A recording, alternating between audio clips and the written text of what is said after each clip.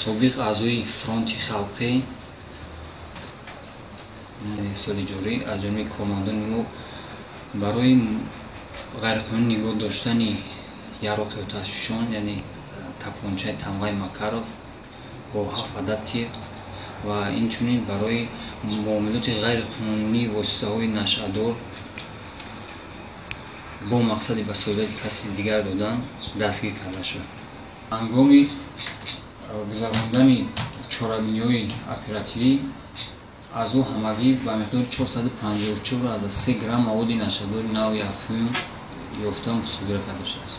кадом моддақати парванда боз кардед ва кай?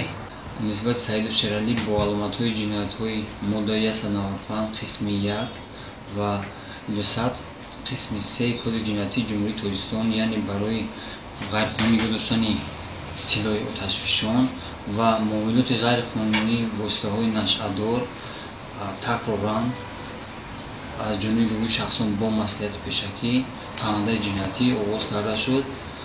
баъди гузарондани ҳаракатҳои дахтори тафтишотӣ, баъди ба охир расидани тафтишоти пешакӣ, парвандаи ҷиноятӣ бо хулосаи якборӣ ба тобеати судӣ ирсол карда шуд ва бо ҳукми суди шаҳри Қоронтепа ба муҳлати 9 солу 6 моҳ аз озодӣ маҳрум сохта шуд.